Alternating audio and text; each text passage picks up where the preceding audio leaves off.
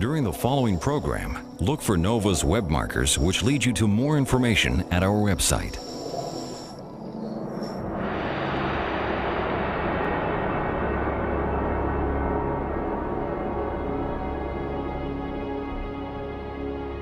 In a place called the Graveyard of the Atlantic lie the remains of one of America's most famous ships, the USS Monitor. This was the Navy's first iron warship. It saved the North in the Civil War and changed forever the way war was waged at sea. But reaching the Monitor is difficult. Man station. Give me air to the heads. Bleed them down. A team of Navy divers prepares for the treacherous assignment. On the side, divers been to stage. Divers on the stage. For now, the seas are calm. Find Dyer quickly. But in an instant, conditions can change, putting ship and divers in dire jeopardy. Hold the stage straight. It's a deep dive, 230 feet to the ocean floor. Powerful currents and sudden storms are a constant threat. The objective for the first dive is simple: find the target. 10 feet on the clump line of slack. That's correct. We don't have enough fish to really determine where we are. Understand. But suddenly, the divers run into trouble. Hey, driver. A strong current whips across the bottom. It's really stirred up down here. Visibility plunges. Really a pulling right now. My umbilical is standing about straight away from the sea. Red Diver. Yes. What is your status? On the surface, anxious moments pass. Listen up, guys. The kernel did diminish a little bit. Outside Red Diver, moving out right now. Red Diver moving out. Red Diver, can you get a look at your compass and tell us what direction? I started heading out to the south. We got the wreck in sight. Why risk life and limb to reach this relic of a war fought long ago? I believe so. Okay, topside. Because now the Monitor itself needs saving. The hull is collapsing. It's collapsing at a really rapid rate, much more rapid than we expected. You guys need to talk to me, man. I'm getting really close here. Here we are. In a race against time and the elements, the divers will try to raise the ship piece by piece. The Navy has come to rescue one of its own. I'm starting to run out of time. Out of time. People, I need you to get back to the stage.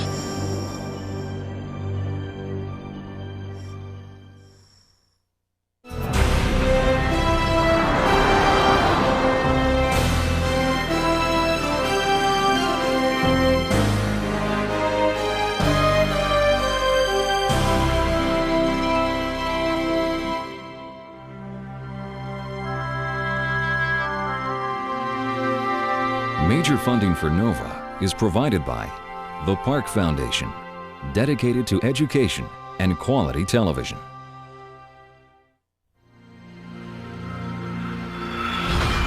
Scientific achievement is fueled by the simple desire to make things clear. Sprint PCS is proud to support NOVA. This program is funded in part by the Northwestern Mutual Foundation. Some people already know Northwestern Mutual can help plan for your children's education. Are you there yet? Northwestern Mutual Financial Network. And by the Corporation for Public Broadcasting, and by contributions to your PBS station from viewers like you. Thank you.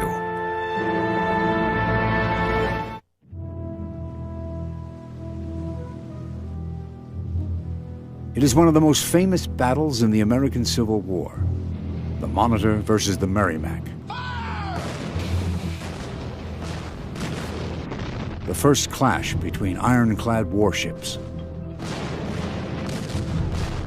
A pivotal moment in this war and in naval history.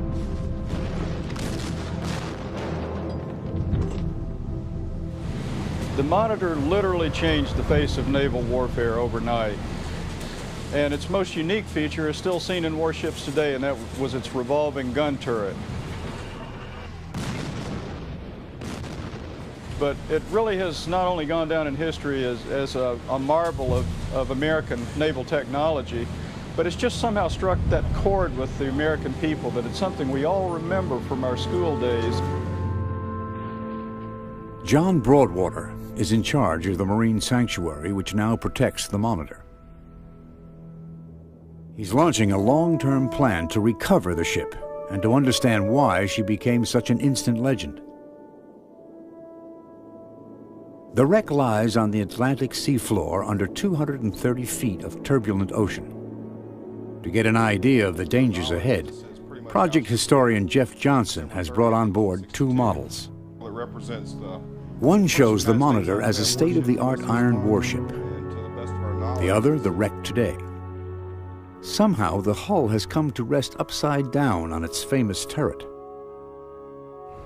The turret was held on the center of the ship by gravity. The night the Monitor sank, she was filled with water.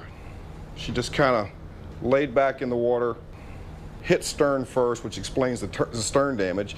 The turret was physically held on by gravity, and as the turret impacted, as the ship impacted, the turret just kind of rolled off, laid in the bottom, and the hull just came to rest on top of her. Both the hull and the turret are upside down, which really kind of makes it hard to recognize. The Monitor is not only hard to recognize, but being upside down makes it dangerous to work on. Jagged pieces of metal can easily snag divers. The Monitor is just one of several thousand wrecks off Cape Hatteras on the North Carolina coast. The reason? Two powerful currents collide here. The warm Red Gulf Stream sweeping up from the south, the cold blue Labrador Current flowing down from the north. And because these two seas are quite different in temperature and composition, they mix here and they cause all sorts of unusual weather patterns, and it's very unpredictable. And it earns its name. We've certainly had our share of trouble with the graveyard of the Atlantic. John Broadwater has enlisted the services of the U.S. Navy's Mobile Diving and Salvage Unit, too. For these divers, precision archaeology is a completely new line of work.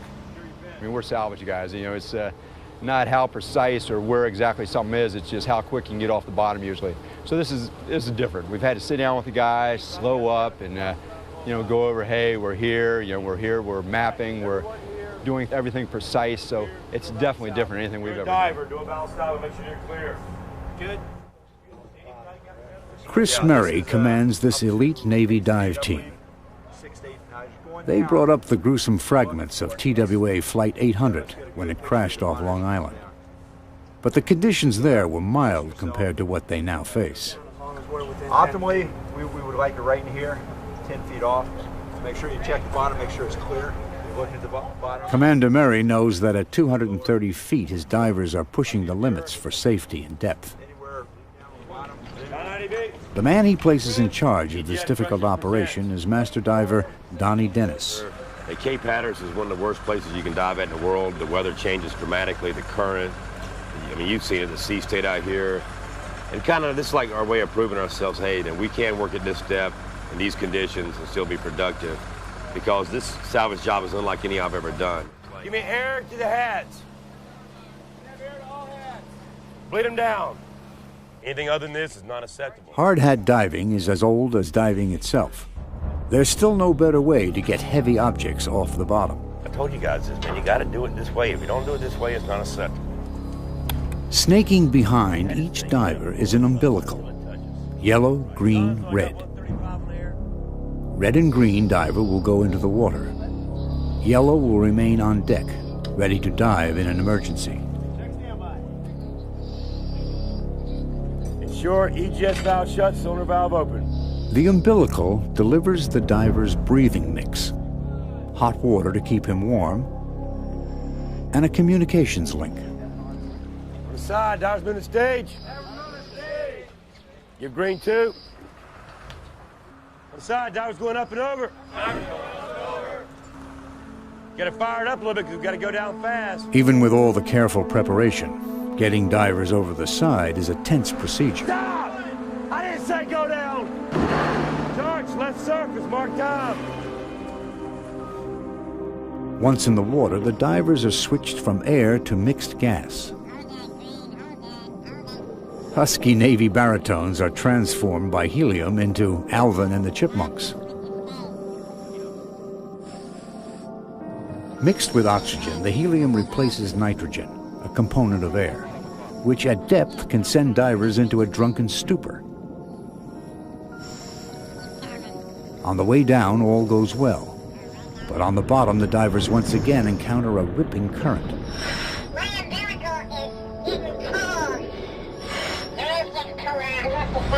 It must be found. This time, conditions don't let up. The divers are in danger of being swept off the wreck. Okay, we are. We're coming off the bottom right now. Come off the bottom. Master diver Dennis decides to bring the team up.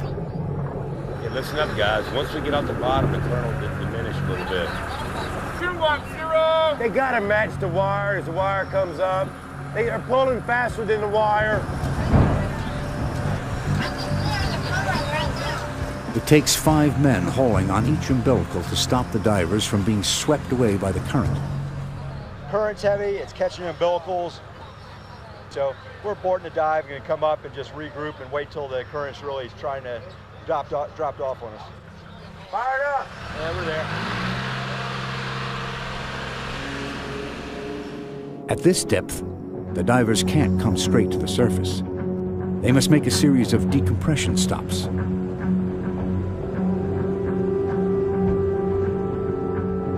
The divers are still not out of danger when they get back on deck. Gases forced into their tissue by pressure begin to rapidly expand. Okay, let's get him unhatted, come on. The surface team has just minutes to get them into an onboard chamber. Get his chin strapped. How you doing, Dow? Where they will complete their decompression. Get on the valves there, Dyer. Air protection on, give me an okay in the window. It will take an hour and a half to return their bodies to surface pressure. On the bottom, okay in the chamber? The divers must wait for conditions to improve before they can risk another dive and finally start exploring the Monitor.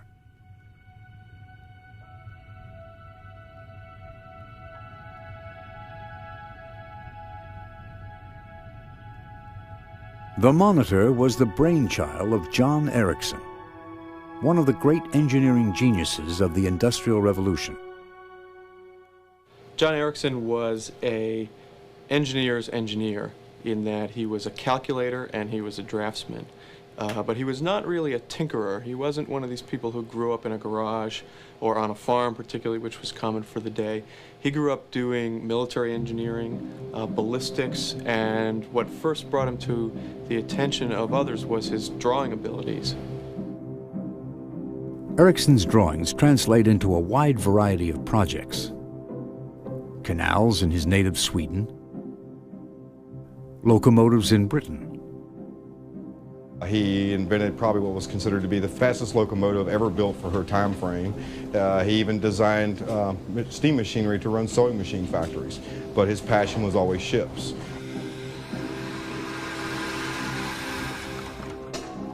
The steam engine, developed by the Englishman James Watt, achieves the ingenious breakthrough of rotary motion. The task that John Ericsson sets himself is to harness this power to drive a warship. At his drawing table, he arrives at a most unconventional solution. To a friend, he writes, "Designed a rotary propeller actuated by steam power, consisting of a series of segments of a screw, attached to a thin, broad hoop supported by arms so twisted as also to form part of a screw. The result is the world's first screw propeller, the forerunner of those that power all modern ships." On London's River Thames, Ericsson demonstrates his idea, using a vessel a little smaller than one of today's tour boats. But support for his invention comes not from England, but the United States. The first warship to be powered by Ericsson's new device is the Princeton. Built for the U.S. Navy, it looks like a traditional sailing ship. Yet, as the hull design reveals, engine and propeller are neatly housed below deck, protected by the surrounding water. But when the Princeton arrives in Washington, disaster strikes. Robert Stockton, a prominent naval officer and Ericsson's partner, has armed the vessel with a powerful 12-inch gun. During a demonstration for President Tyler, the gun explodes with deadly results.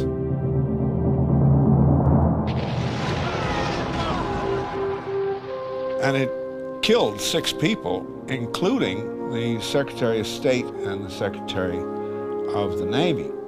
And it was a terrible, terrible crisis in Washington and a great scandal. And Stockton had so much power in Washington that he managed to get the whole blame put on Erickson, although it was not Ericsson's gun that had misfired. Ericsson's name was anathema from that time on in the Navy Department. Angry and maligned, John Ericsson retreats to the sanctuary of his drafting office. In a letter he writes, "I say damned is the injustice of calling him wild, who with his wildness has originated and perfected naval propulsion." He was also very prickly, very thin-skinned, very sure of himself, but at the same time very upset if other people did not share his high expectations of himself. A genius to some, a pig-headed purist to others, Ericsson refuses to abandon his vision of a truly modern, steam-powered warship. George, let's surface. Mark time. At the Monitor wreck site, the current on the bottom has finally slackened. John Broadwater must work quickly. He sets his sights on recovering the Monitor's propeller, an improved version of Ericsson's original design. In the context of the wreck itself, the propeller is unstable. It's in an area of the wreck that's deteriorated so far that it's not properly being supported, and if the propeller is not somehow stabilized or removed, the hull may collapse because of it. But in a larger sense, the Monitor's propeller was unique in another way, in that it was one of the first of the types of screw propellers that were just starting to develop in that day. Yes, you sure do. You got about 10 minutes. The divers start by removing the marine growth from the Monitor's propeller. But after all the delays, they're in too much of a hurry. Hey, both divers, listen up. I don't want you getting a CO2 hit down there. If I hear you guys breathing hard, I'm on board.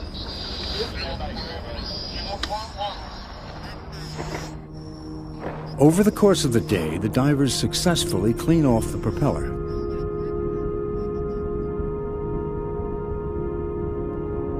Now attention shifts to John Ericsson's other great invention, the Monitor's gun turret.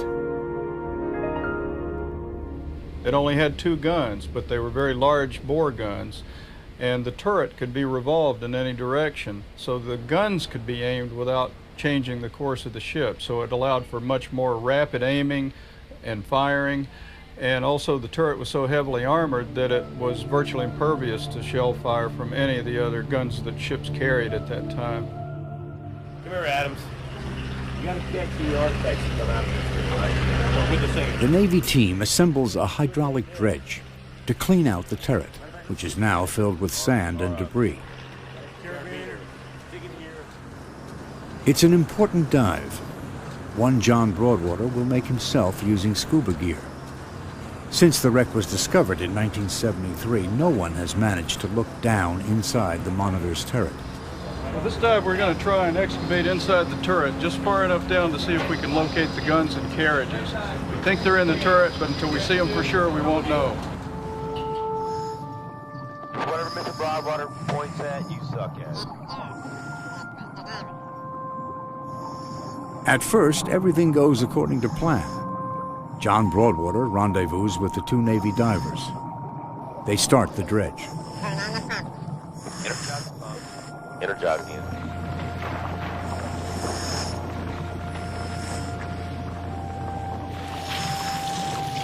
But the dredge is too powerful and could destroy whatever's inside the turret. The divers abandon the attempt. For now, the question of the Monitor's guns must remain a mystery.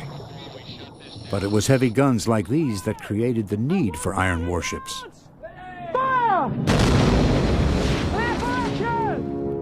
By the 1850s, John Ericsson and other naval engineers face a major new challenge. Guns can now fire a dangerous new device, the exploding shell. At 1,000 yards! Fire! The threat of a shell was that it would punch through the outer hull of the ship. It would get onto the gun deck where all the loose powder and ammunition was lying. It would explode there. It would set off secondary explosions. It would kill large numbers of the crew. It would cause panic. If it reached lower into the ship, it might even blow a hole below the waterline and cause the ship to sink. So it was a very serious threat, a far more serious threat than the arrival of a simple solid shock projectile. In 1860, the British Navy responds to this threat by building a huge new warship, the HMS Warrior. Its hull is built entirely of iron, and its main gun deck is further protected by 4.5 inches of wrought iron armor. Yet it still looks like a sailing ship. Ericsson, true to form, takes a completely different approach. Ericsson throws all of that away, and he takes just the fundamentals, the armor, the engine, and the gun. And he puts them into the smallest conceivable package for service, probably not on the open oceans, but certainly in coastal waters. It's a completely different response to exactly the same technology and the same challenges. Ericsson's answer is the Monitor. It's so unlike anything else, he doesn't even call it a ship. Instead, he calls it a sub-aquatic system of naval warfare. It's the beginning of a new era. The Monitor's iron deck rises just a few inches above the surface. Its turret rotates using steam power. Now the guns can be aimed in any direction without the ship changing course. To protect the turret, Ericsson covers it with 11 inches of wrought iron armor. Inside, 2 powerful guns run on sleek mechanical carriages. What matters now is not how many guns a ship carries, but how powerful they are. Yet, this revolutionary warship still only exists on paper, as America heads towards its greatest crisis. April 12, 1861. The shots fired by the Confederates on Fort Sumter signal the beginning of the American Civil War. Technology is destined to play a major role in this bloody conflict. A newly elected President Lincoln turns to veteran General Winfield Scott for advice. Scott, who had been a hero in the Mexican War, gave him very good advice. He said the only way they could possibly win in a war against the South was to actually surround the entire South and squeeze it, as he said, like an anaconda. This became known as the Anaconda Plan. And the single biggest part of it was that there had to be a blockade that would run all the way around the 3,500 miles of the Confederate shoreline. But the Confederates strike back, seizing the nation's most well-equipped shipyard at Norfolk, Virginia. Retreating Union forces scuttle and burn several ships. One of them is the steam frigate, the USS Merrimack. But one thing I find amazing is how little headroom there was, and what it must have been like to have fired one of those cannons. In the workshop of the Navy's model ship collection at the Naval Surface Warfare Center, Colin Ratliff examines plans for the Merrimack. The same plans that Confederate engineers began poring over in the early summer of 1861. All of them. They're sort of like being stuck in an attic.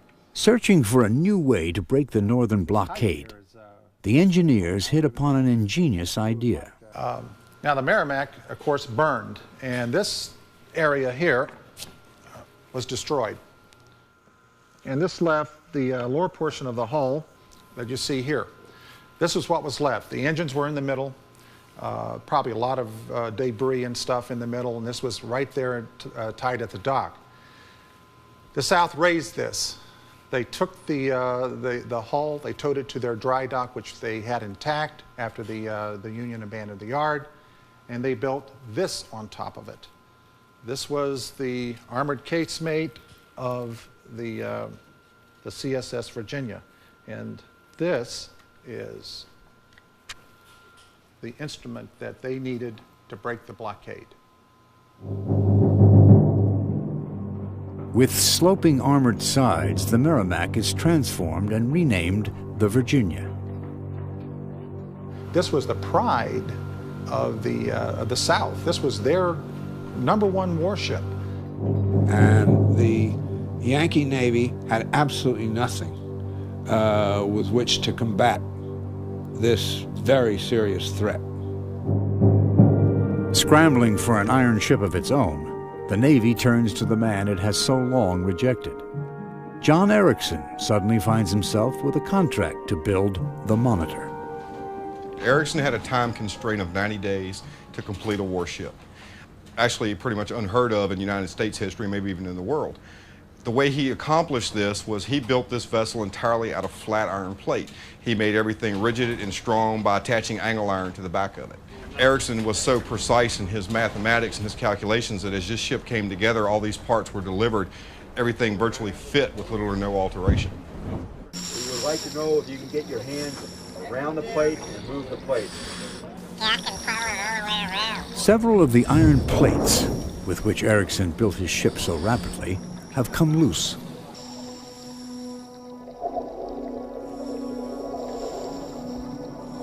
Once they are mapped, the divers drag the plates to a lift basket. The thickness of the iron will show how fast the Monitor is deteriorating. Okay, divers, red and green, stop what you're doing and move back to the stage. Stage clear to set down. Check red, check green. When the deck plates are hoisted on board, their condition sends a chill through John Broadwater. And we can see by this plate, this was a half-inch thick iron plate, and it's literally paper thin now. And this really just underscores what we've been saying about the wreck is really just in its last stages of deterioration before collapse. 136 years ago, these rusty remnants were state-of-the-art technology. On January 30th, 1862, the Monitor is launched in New York. 2 weeks later than the contract stipulated, but still ahead of the Virginia.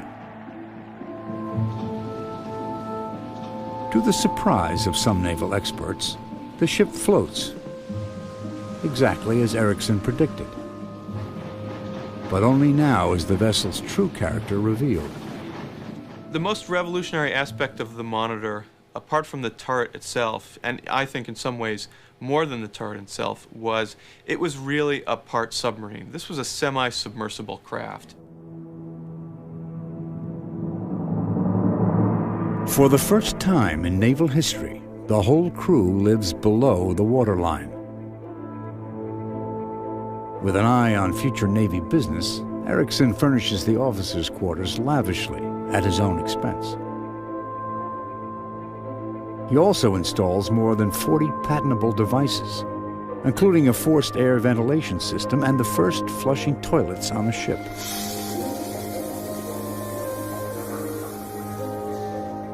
On the wreck, most of the crew quarters have collapsed, leaving little to suggest how the 58 officers and crew once lived. There were skylights in the deck, and they would look up and see through the skylights sunlight coming in, and there would be water between them and the sunlight. And sometimes they would even look up and see fish in the skylights. And it was really, it's almost, some of the early scenes on the Monitor read like they're straight out of Jules Verne, 20,000 Leagues Under the Sea. These men are living in a submarine world, and it's the first time ever that they're doing it, and it creates an awful lot of complicated and interesting responses. William Keeler, the ship's paymaster, is immediately impressed. To his wife he writes, Yesterday, I saw my iron home for the first time. But Captain John Worden has misgivings. He writes, "Here was an unknown, untried vessel, an iron coffin-like ship, of which the gloomiest predictions were made, with her crew shut out from sunlight, depending entirely on artificial means to supply the air they breathe. This wheel drove the ventilation system. If it fails, the crew could suffocate. Further back are the boilers and the engine." For most people at the time, the steam engine is still an almost magical device. It powers everything on board: the turret, the pumps, and of course the propeller.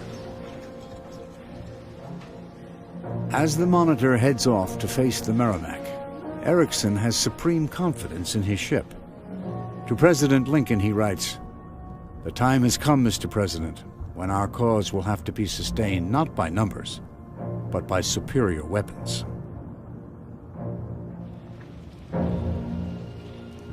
On March 8, 1862, the Monitor steams into the battle zone. Events that day and the next will go down as one of history's most famous naval engagements. The tail of the Anaconda encircling the South is coiled tightly around Chesapeake Bay. One of its inlets, Hampton Roads, is the key to the blockade. Union forces control the northern shore and access to the sea, but the southern shore and the port of Norfolk are in Confederate hands.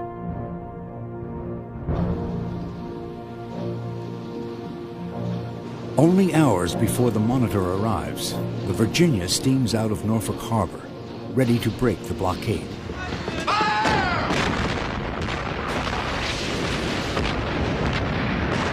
In quick succession, she destroys the Cumberland and the Congress, two of the main ships of the northern blockading fleet.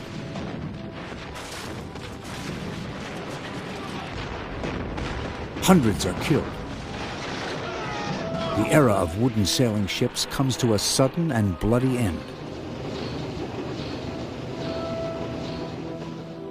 A third ship, the Minnesota, has run aground, and like her sisters, seems doomed.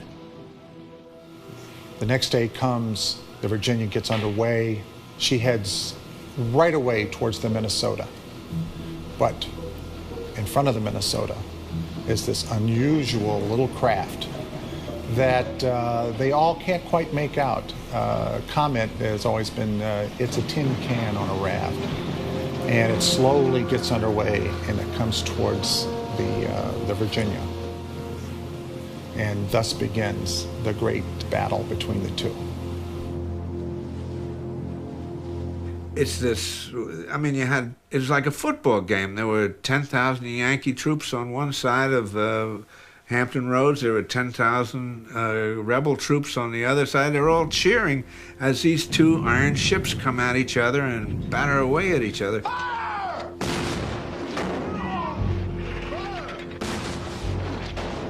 One of the things which astonished participants was a simple fact which is reported over and over again, was seeing these both iron shot and exploding shells simply bouncing off the sides of both of the ships.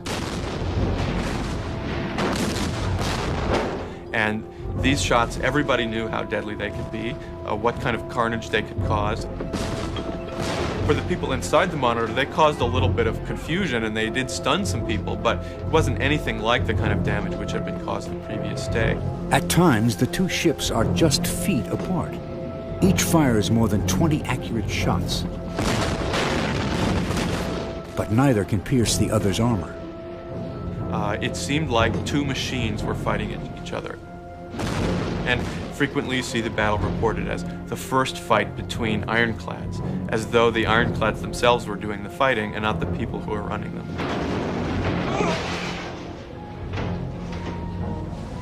After 4 hours, the two ships finally disengage, leaving no doubt that the future of war at sea belongs to iron ships. The effect on the Civil War is no less decisive. They fought to a standstill. Virginia went back up to the Gosport Navy Yard for slight modification and to lick her wounds and to fix what they could fix. The Monitor stayed on station to protect the fleet, but Monitor and the blockading fleet was still there. More importantly, the idea of the Anaconda plan was intact. Henry Steele Commager, who was one of the top Civil War historians of all time, has always said the battle in Hampton Roads is more important than Gettysburg. And he's right. It saved the U.S. Navy's position, and it saved the blockade, and it kept Europe out of the war, and it made it possible for the Anaconda plan to finally work and to actually squeeze the Confederate States. And all could have fallen apart if it hadn't been for this battle between these two little ships.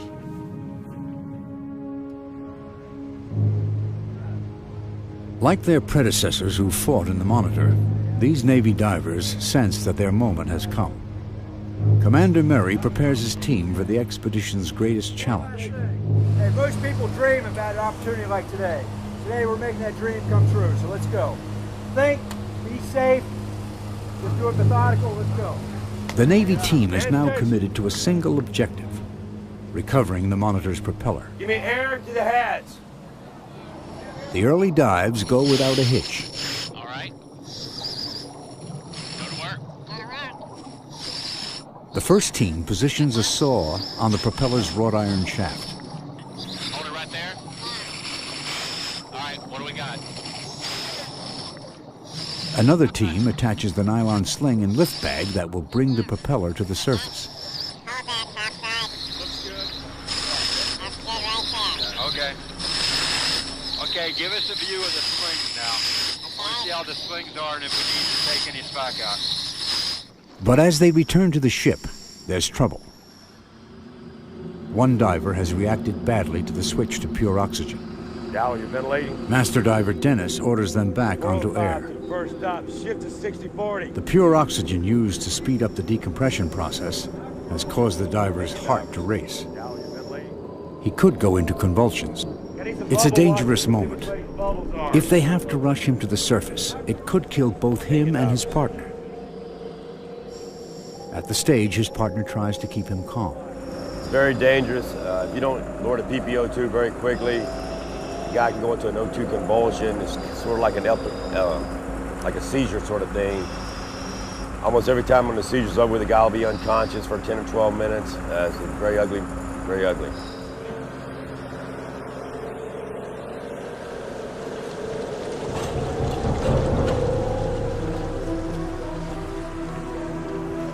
Come on. Careful with him, don't kill him, take him to his bench. Look at us, get him unhatted, come on. Get his chin strapped. How you doing, Dow? Get your neck down, let the tenders undress you. Chamber team, man up. Once in the chamber, both divers will go through the decompression process all over again. Interlock door, air protection on, you're leaving the surface moved. Charge. Minute in the water column, minute 30 on deck. In the interlock, let the divers get comfortable, put them on oxygen, let me know when they're on O2.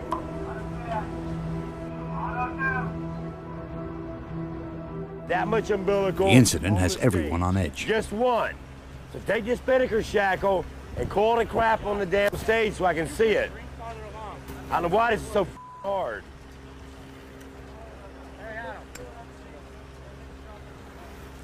90 minutes later, diver Dowell emerges safely from the recompression chamber. Just all of a sudden just hits you. I've never had an O2 problem before. And yeah, increased heart rate. It was kind of feel like your heart's trying to come out of your chest. And total weakness, shaking. And the incident has produced a hero. But we got a wall of shame for people who screw up. Cowan probably just saved that guy from going into a convulsion. So we're going to start a Hall of Fame. It's a motivation factor, you know. This is all in good fun right here, but the guy really deserves a pat on the back. You got any questions? Despite near disaster, the team goes right back to work. The wall of shame and the hall of fames. One dive away. Don IDV.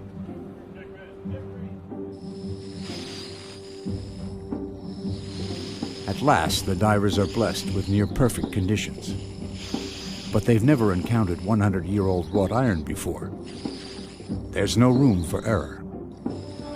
Power to the saw. You got saw, power to the saw. Power to the saw. Let us know when you start cutting. At 11 a.m., the saw blade begins to bite into the Monitor's 9-inch propeller shaft. It's the moment the whole expedition has been leading to. Hey, Cowan, remember now, don't put too much pressure on the blade. I understand, Captain. We're doing fine, Captain. Everything is going A-OK. You can understand.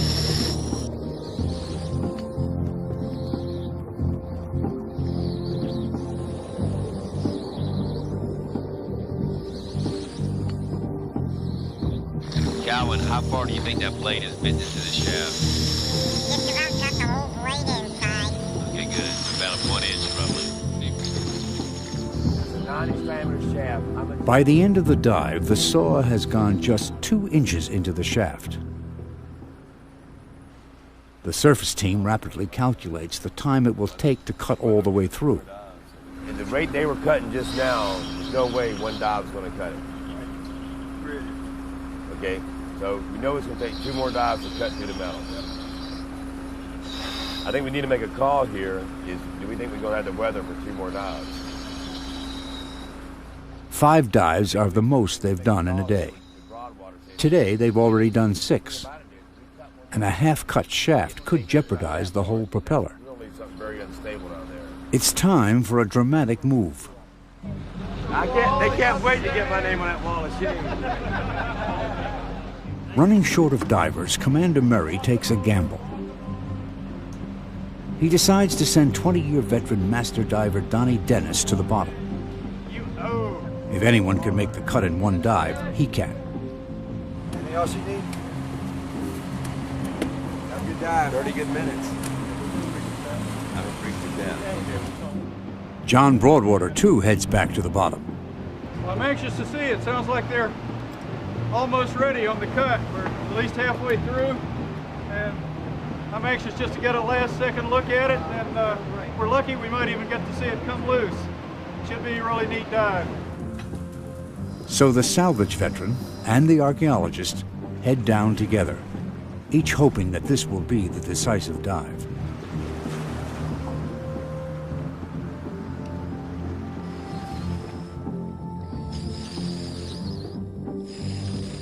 Both men go to work. John Broadwater checks the positioning of the nylon lifting rig. Master diver Dennis proceeds with the cut. Suddenly, the saw begins to shake violently, threatening to break the blade.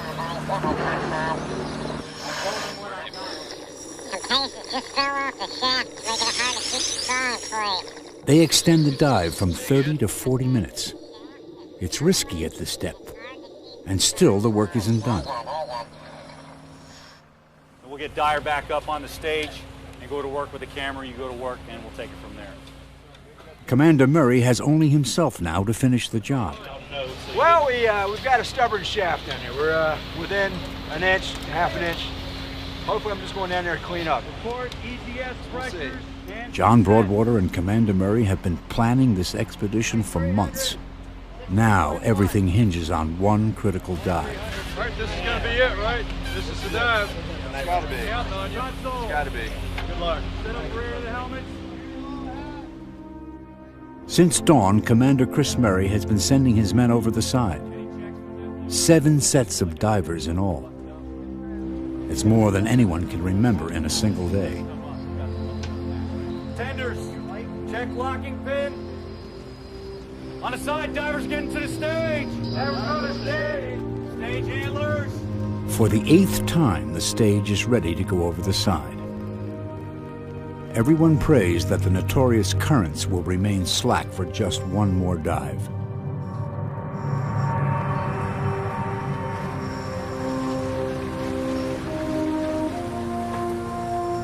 Okay, red? Okay, green? All right, what do we need to do? When the divers hit bottom, they find the job almost done. A sudden surge has snapped the last few inches of the shaft. Understand. How many feet? I got it. They call for the cable attached to the propeller to be raised.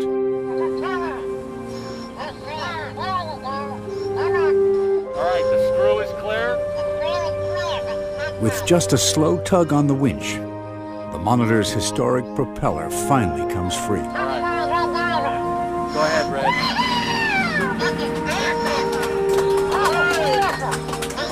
Ready? I think it's two things. I think the fact that it's Ericsson's own hand was involved in this is important. But I think it's also important that this shows that we do have the capability with this team to save parts of the Monitor and preserve them indefinitely for people to enjoy for years to come. Darkness arrives quickly, and with it, a sudden storm. Kevin, 107 ascent time! It is as if the gods of Cape Hatteras are making one final attempt to hold on to their escaping prize. Skipper, good job. All right, come on, let's go. Chamber crew, man your station. All right, we got time. Walk them.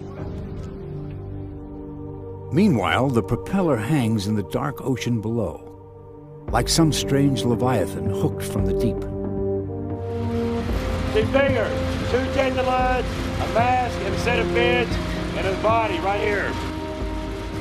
As preparations get underway to receive the propeller, there's still no guarantee of success. And they're trying to be as careful as they can. The danger with an artifact this size and this age is when it breaks the air-water interface and gravity takes effect. So we're kind of holding our breaths until then. For the first time in 136 years, the Monitor's propeller breaks the surface. But then the cable starts to swing. The newly freed propeller threatens to dash itself against the ship that has come to save it. Down, down, Tommy, down, Tommy. Stop, Tommy, stop, down, Tommy, down. Down, down, Tommy, down. Fast, Tommy, fast. Boom, boom, boom. Boom, Tommy. Whoa. Down, Tommy, down. God almighty, damn. Down, Tommy, down, down, down. That was exciting. But a sobered crew quickly attaches more tending lines. Gently, they steer the 4 tons of Civil War wrought iron into the cradle that awaits it.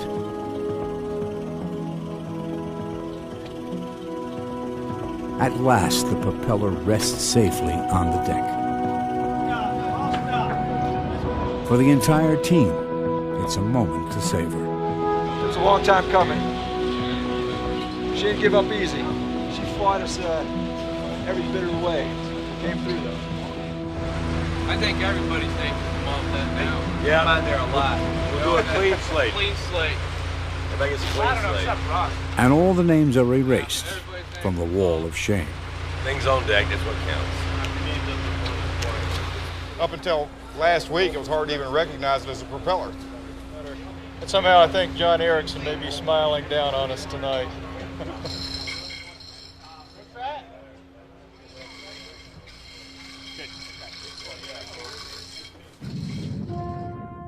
The Monitor becomes an instant legend following its stunning success at Hampton Roads. The New York Times calls it the Battle of the Giants. The ship and its new technologies capture the Northern imagination. But the Monitor's success also inspires caution. President Lincoln sends out a terse note warning she should not go skylarking up to Norfolk. But soon the Confederate port of Norfolk falls, and the Virginia is blown up to keep her out of Union hands.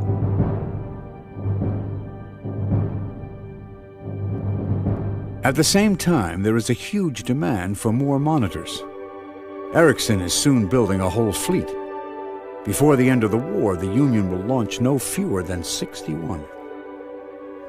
The problem was that the Monitor idea became so popular and it became politically so important to the Lincoln administration that they began to see the Monitor as the answer to all of their problems. And they built bigger and bigger monitors, of which Ericsson's monitor, the Puritan, was perhaps the biggest and most extreme. And these were thought of as open ocean fighting vessels. This was simply impossible. With the sea breaking over the top of the vessel, drowning out the turret and coming inboard, it was highly likely the vessel would sink.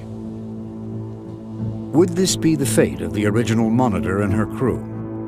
In December 1862, while being towed south, she runs into a storm off Cape Hatteras. Around 7 p.m., one of the tow lines on the Monitor snaps, and the ship actually starts to tow very badly. She's pitching and yawing in the waves. And as the waves increased in height, actually instead of riding over them, half the time she's just slicing right through them because of the shape of her hull. As the night wore on, the situation got, critically worse. She starts leaking at the officer's hatch forward. She starts leaking at the crew's hatch aft. What really did her in was probably when she started leaking around the coal chutes, or the hatches for the coal chutes in the rear of the vessel. In the early morning hours of December 31st, 1862, the Monitor, with about a dozen men on board, slips beneath the waves. The stern, weighed down by the engine and other machinery, strikes the bottom first. The hull rolls over, and the turret, held on only by gravity, falls off. The upturned hull finally comes to rest on top of the turret.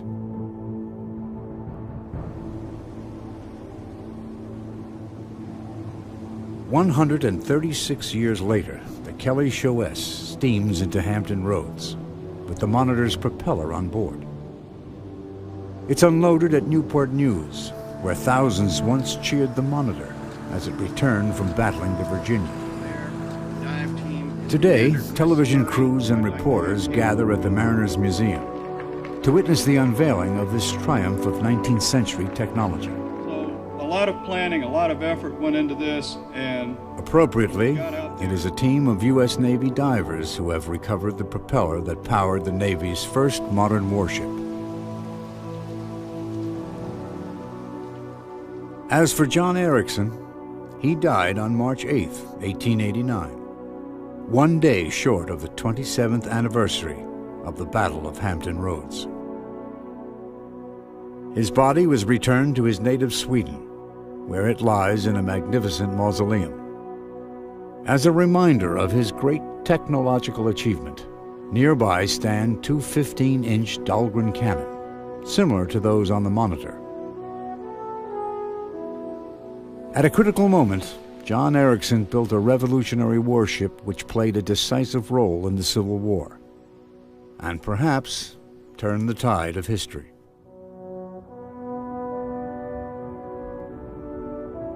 Of the many Monitors built, the original is still the most complete, which is why archaeologists will risk diving to these depths to study its fragile iron remains. Whether future expeditions to the wreck succeed or fail, the Monitor remains a powerful symbol. The ship that shone for a brief yet dazzling moment, and in that moment changed forever the way war was waged at sea.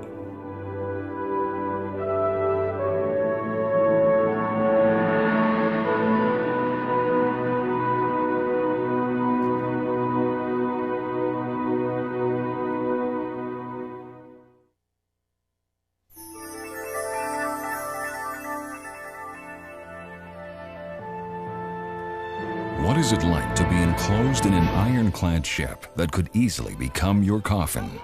On NOVA's website, follow an eyewitness account of the famous battle between the Monitor and the Merrimack.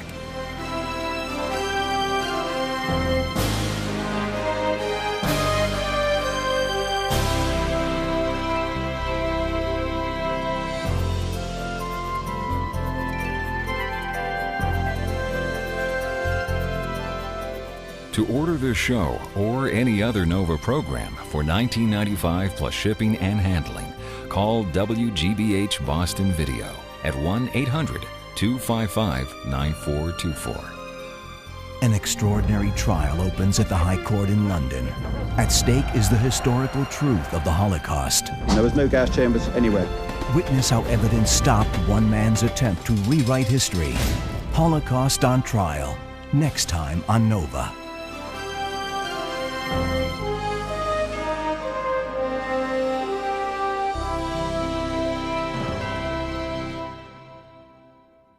Nova is a production of WGBH Boston.